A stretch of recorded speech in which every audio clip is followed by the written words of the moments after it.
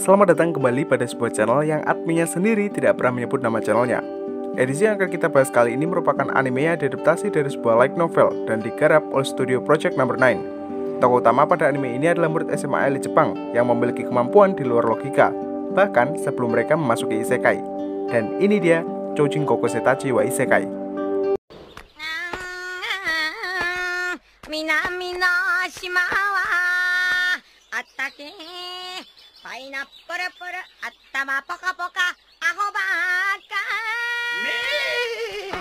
Kisah bermula lewat adegan pengenalan karakter. Tokoh pertama yang diperkenalkan adalah seorang ilmuwan paling jenius di seluruh dunia.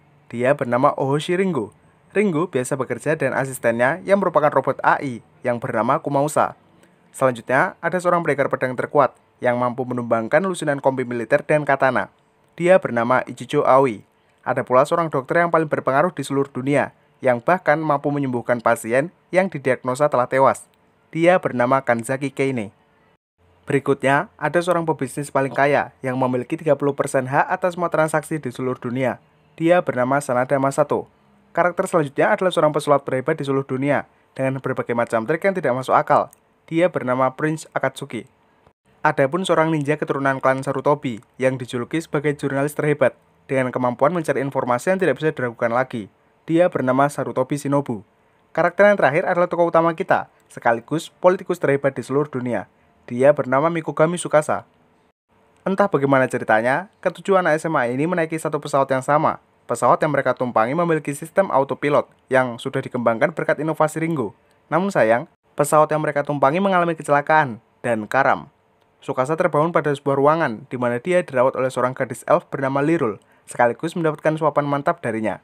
Kemudian, Tsukasa didatangi oleh seorang wanita yang merupakan ras Byuma atau manusia setengah binatang. Dia bernama Winona. Kecelakaan yang dialami Tsukasa telah terjadi sekitar 4 hari yang lalu. Kemudian, seekor naga terbang di atasnya dengan sangat elok.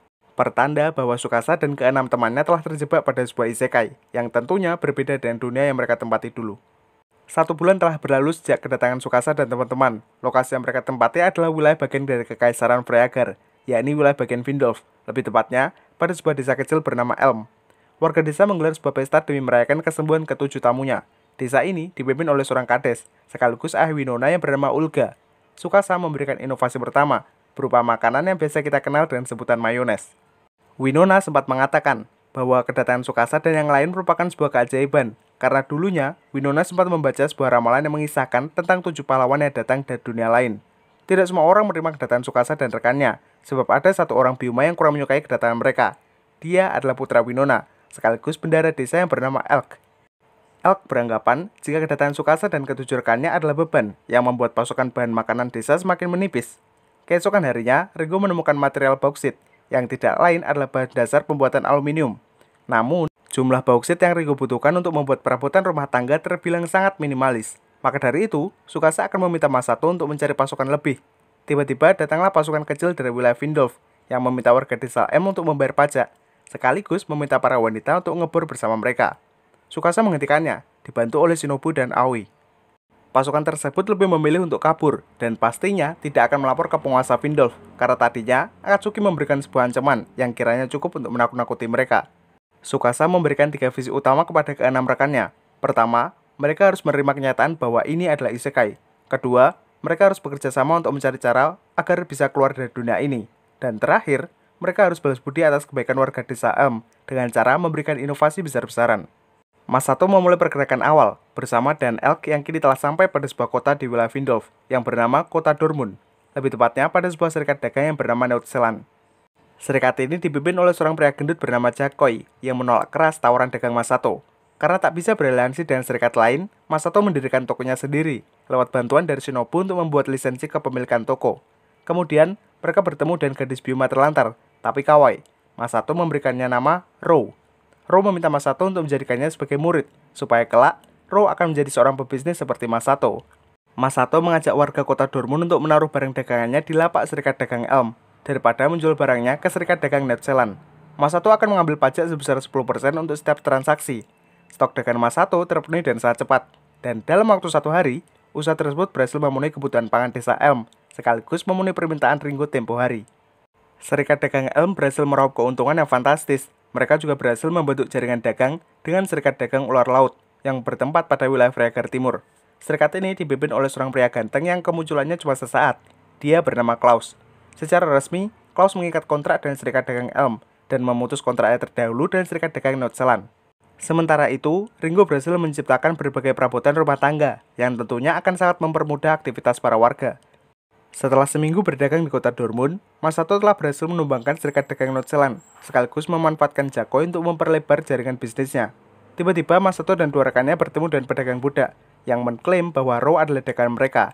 Roh meminta Masato untuk terus membawanya, dan Masato pun membelinya dengan sekantong koin emas. Di desa Elm, Tsukasa dan teman-temannya telah berhasil menciptakan onsen atau pemandian air panas. Akan tetapi, mereka mendapatkan kabar buruk mengenai monster penguasa hutan yang telah melukai kepala desa hingga sekarat. Aoi dan cekatan melibas monster tersebut, sedangkan Keine telah berhasil menyelamatkan nyawa kepala desa yang tadinya telah berhenti bernafas. Belum sempat beristirahat, mereka didatangi oleh pasukan khusus dari penguasa wilayah bagian Findolf. Kompi ini dipimpin oleh seorang pria bernama Inzagi. Inzagi menghukum Serikat Dagang Elm beserta warga desa karena memegang uang. Jir, gak jelas banget sumpah. Inzagi dan pasukannya membakar bangunan utama desa Elm, lalu pergi meninggalkannya. Beruntung, para warga desa yang terjebak kobaran api berhasil dievakuasi berkat kemampuan sulap Akatsuki, terkecuali satu orang, yang tidak lain adalah Lirul. Kemungkinan besar, Lirul telah diculik oleh pasukan Inzagi, tapi itu salah, sebab Lirul merelakan dirinya demi keselamatan warga desa, dengan cara menyerahkan diri untuk menjadi selir dari penguasa wilayah Findolf, yang bernama Eduardo von Findolf. Paham akan situasi ini, Tsukasa dan seluruh warga desa segera melakukan pemberontakan. Benteng kastil telah Ringo hancurkan dengan sebuah meriam, sementara Masato akan memimpin warga desa yang sudah dipersenjatai oleh properti buatan Ringo. Dari belakang, Aoi dan Winona nampak asik melakukan kombo brutal antara seorang samurai dan mantan pemburu terhebat. Di saat yang lain tengah sibuk menggempur benteng, Tsukasa dan Shinobu menyelinap secara diam-diam ke dalam kastil Eduardo. Mereka berdua sempat dihadang oleh penyihir bawaan Eduardo, namun Shinobu berhasil melumpuhkannya dengan stun gun. Di luar kastil, Akatsuki membantu pasukan Masato dan sebuah trik sulap, yang pada akhirnya memukul mundur Inzagi dan pasukannya. Tak lama setelah itu, Inzagi dan kedua bawahannya bertemu dengan Shinobu, yang telah siap untuk menghadapinya, sedangkan Tsukasa akan maju menyelamatkan Lirul. Tsukasa sempat mendapatkan serangan peluru dari Eduardo, namun dia berhasil selamat berkat pakaian anti peluru buatan Ringo. Tak hanya menyelamatkan Lirul, Tsukasa juga berniat untuk mengubah sistem kekaisaran Fryaker yang merujuk pada revolusi besar-besaran. Sebelum sadar, Lirul dirasuki oleh sosok misterius yang mengaku bahwa dia adalah penanggung jawab terpanggilnya Tsukasa dan teman-teman. Dia memberikan sebuah ramalan bahwa ketujuh pahlawan legendaris alias Tsukasa dan teman-teman telah ditakdirkan untuk melindungi dunia ini dari serangan bocil kematian. Maksud saya, naga kematian. Setelah sadar, Lirul menyatakan rasa terima kasih yang sangat besar kepada Tsukasa dan semua orang yang dengan baik hati mau menyelamatkannya. Usai melakukan pemberontakan kepada penguasa Findolf, Tsukasa dan keenam rekannya hendak menyatukan kekaisaran Fryaker, dimulai dari warga kota Dortmund. Mereka akan mendirikan suatu agama yang menjadikan Akatsuki sebagai dewanya, sementara 6 sisanya akan menjadi malaikat pengikut Akatsuki. Agama atau kepercayaan ini bernama aliran 7 cahaya. Masyarakat kota Dortmund sangat antusias untuk menganut kepercayaan ini karena mereka mendapatkan jaminan perlindungan sekaligus mayones gratis untuk mereka yang bersedia bergabung di membership community. Parah, kepercayaan dibeli dengan mayones. Lanjut, Tsukasa meminta wali kota Dortmund untuk menyerahkan wewenangnya kepada aliran 7 cahaya, tentu dengan sebuah benefit yang sangat menjanjikan. Tak berhenti sampai di situ, Tsukasa meminta mantan prajurit terkuat yang bernama Bernard untuk menjadi komandan pasukan Findolf yang baru. Tsukasa akan memberikan perlindungan penuh kepada keluarganya, terutama putrinya, dan itu membuat Bernard tak bisa menolak. Di lain tempat, Shinobu dan Elk nampak tengah melakukan investigasi besar-besaran dan memperoleh sebuah fakta jika pasukan wilayah bagian Gustav akan segera melakukan penyerangan ke bagian Findolf. Pasukan ini akan dipimpin oleh seorang penganut paham kekaisaran dengan julukan penyihir terkuat atau juga prajurit terkuat. Dia adalah penguasa Gustav yang bernama Oslo L. Gustav. Sementara itu, Tsukasa memulai kerjasamanya dan para bangsawan wilayah Findolf sekaligus mereshuffle sistem kasta kekaisaran ataupun hukum perpajakan. Dalam waktu 1 minggu, Ringo telah berhasil menciptakan sebuah esensi pembangkit listrik dalam jumlah besar yang kini akan dialihfungsikan untuk keperluan militer. Lagi-lagi, Tsukasa meminta Ringo untuk membuat pabrik senjata api yang akan dikelola oleh para penduduk sendiri. Karena meskipun tak punya militer udara, dunia ini masih memiliki sihir dan naga yang akan menjadi ancaman terbesar untuk wilayah Tsukasa. Tsukasa terlalu memaksakan diri dalam bekerja, tapi dia sangat tertolong berkat bantuan dari Lirul yang bersedia menemani Tsukasa dalam pangkuannya. Di samping itu, Tsukasa menceritakan masa lalunya yang sempat membongkar bukti korupsi ayahnya ke hadapan publik sehingga ayahnya yang menjabat sebagai Perdana Menteri dijatuhi hukuman mati. Jika ada di antara kalian yang punya bapak seperti itu, tolong jadilah pribadi seperti Sukasa, biar Indonesia tambah maju. Next, Lirul menangisi perjuangan mulia Sukasa, dan Sukasa berterima kasih atas itu. Kebersamaan di antara mereka berdua disaksikan langsung oleh Ringo, yang sejatinya memendam rasa tersendiri kepada Sukasa. Semenjak berdirinya aliran Tujuh Cahaya, Akatsuki akan menjadi tokoh yang sangat berpengaruh. Aoi akan mengawalnya selama 24 jam non-stop, bahkan di saat mereka sedang mandi. Masih di wilayah Windolf, Shinobu dan Elk telah tiba di sebuah desa kecil nan permai, bernama Desa Kokonono. Masyarakat yang ramah membuat Shinobu curiga, karena ternyata mereka adalah makhluk kanibal yang gemar memakan para pelancong. Tiba-tiba datanglah pasukan khusus pimpinan Oslo. Kompi ini dipimpin oleh seorang wanita bernama Jean de Leblanc. Jean dan beberapa pasukannya menyiksa seorang gadis kecil karena gadis tersebut memiliki sedikit noda di bajunya. Elk berinisiatif untuk menolongnya, meskipun mereka sempat akan dijadikan santapan. Shinobu menyelamatkan gadis itu, lalu menyerahkan diri untuk dibawa ke markas pusat. Setibanya di markas, Shinobu didatangi Jen, yang mengira jika Shinobu adalah ninja dari kekaisaran Yamato, yakni sebuah wilayah di bagian timur Vreagar. Jen mengajak Shinobu untuk beraliansi dengannya, demi menghancurkan idealisme konyol yang Oslo buat. Untuk seorang penggali informasi, tawaran yang Jen berikan tergolong langka, dan Shinobu pun mengiyakannya. Di saat yang sama, Oslo mendengar berita jika aliran Tujuh Cahaya telah melakukan revolusi besar-besaran terhadap pihak kekaisaran. Oslo yang kesal malah balik mengambil senjata kolosal yang bernama LAG del Sol, kemudian melemparkannya ke pusat kota Dortmund. Sukasa meminta Ringo untuk menghalau serangan Oslo dan misil, namun itu hanya mampu membelokkannya sedikit, hingga pada akhirnya serangan Oslo telah sampai di pusat kota.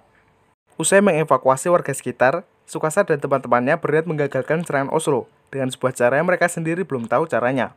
Tapi untungnya, Lirul datang di saat yang tepat dan memberitahu mereka tentang cara menghentikan LAG del Sol. Strategi yang mereka lakukan terbilang cukup konyol, di mana Aoi akan pergi bersama misil tembakan Ringo, yang sewaktu-waktu bisa meledakkan Aoi. Meski demikian, Aoi berhasil menebas serangan Oslo dan mencegah rambatan api ke penjuru kota. Fajar telah tiba. Pabrik senjata Ringo telah sukses memproduksi berbagai macam senapan, dan Sukasa menegaskan bahwa mereka tidak akan menunggu serangan Oslo, karena merekalah yang akan menyerang duluan. Pasukan khusus wilayah Windolf yang berjumlah 51 anggota bersenjata api akan dipimpin oleh Bernard sesuai dengan kesepakatan Sukasa. Berita penyerangan tersebut lagi-lagi bocor ke telinga Oslo. Dia spontan mengirimkan prajurit elit untuk menyerang wilayah Windolf secara diam-diam. Kompi ini sempat singgah di sebuah kota bernama Ruruk, tapi mereka berhasil dilibas oleh Bernard dan pasukannya dengan menggunakan senapan dan granat. Pasukan elit Oslo yang tersisa hendak berlindung ke sebuah kota bernama Buchwald, namun sayangnya wilayah tersebut berhasil dikuasai Ringo lewat armada udara drone yang dioperasikan oleh Kumausa. Oslo hendak menggiring pasukan utamanya ke wilayah Windolf secara langsung, namun Shinobu dan Jen telah berhasil melakukan pemberontakan, sehingga pasukan Oslo yang dulu telah berganti menjadi pasukan Jen yang bernama Blue Army. Sedikit saya tekankan bahwa kontrak aliansi Shinobu dan Jen hanya berlangsung sementara. Shinobu hanya butuh informasi, sementara Jen membutuhkan kekuatan Shinobu. Di samping itu, Blue Army adalah pasukan yang dipimpin langsung oleh Jen, dan belum berada di bawah naungan Kaisar Vreagar. Kemudian, Shinobu dan Jen bertemu dengan Oslo, dan sempat terlibat pertarungan yang pada akhirnya memaksa Oslo untuk kalah.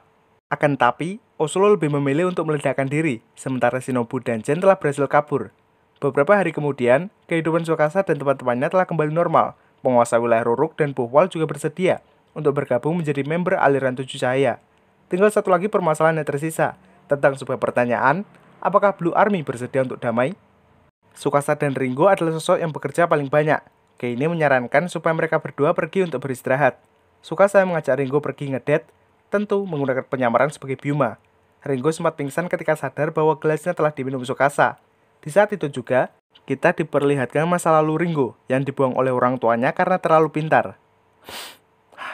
Namun, hari-hari Ringo mulai berwarna ketika Sukasa hadir menolongnya, dan itu merupakan awal rasa suka Ringo kepada Sukasa.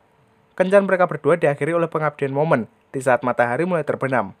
Beberapa waktu kemudian, Sukasa meminta Shinobu untuk mengintai kastil Uranus, yang tidak lain adalah markas dari Blue Army. Sementara itu, Kei ini sempat kewalahan dalam merawat para pasien yang terkena demam, namun Kei ini tak habis pikir. Dia menciptakan antibiotik dari batu bara, seperti halnya pada anime yang akan kita bahas di video mendatang, yakni Dr. Stone. Kei ini tak sendiri. Dia dibantu Lirul yang lambat laun sangat ahli dalam penggunaan sihir. Di balik sosoknya yang kalem, Kei ini adalah seorang psikopat yang tak segan-segan membedah kepala korbannya. Tak hanya itu juga, Kei ini adalah sosok yang tidak mempercayai atau membenci keberadaan dewa. Di lain tempat, Jen mendapatkan sebuah pengkhianatan dari para pasukannya, yang kini berada di bawah wewenang Kaisar Freager. Dan untungnya, Jen berhasil diselamatkan oleh Shinobu, yang kebetulan sedang mengintai di sana. Mereka berdua telah mengkonfirmasi keberadaan Oslo yang ternyata masih hidup, lalu pergi dari Kastil Uranus, karena Oslo membakar semua orang di sana. Tsukasa memberitakan Ringo untuk melepaskan rudal ke lokasi Oslo, sehingga Kastil Uranus dan pasukan biru dipastikan lenyap. Tsukasa dan keenam rekannya mendeklarasikan tujuan mereka di hadapan rakyat Findolf, yang mana aliran tujuh cahaya berniat membuat Kekaisaran Freager menjadi sebuah negara berbentuk republik, yang tentunya memiliki hukum dan aturan yang lebih fleksibel. Tiba-tiba mereka didatangi sosok Oslo yang ternyata masih hidup, sekaligus menyatu dengan pusaka LAJ del Sol. Pertarungan tersebut berlangsung secara singkat, karena Tsukasa menghentikan Oslo dan pistol, dan tekad. Di scene akhir kita diperlihatkan oleh kubu baru, di mana mereka adalah orang-orang dari Kekaisaran Yamato yang katanya sudah hancur. Adapun adegan yang memperlihatkan sosok rupawan dari Kaisar Freager yang bernama Lindworm von Freager.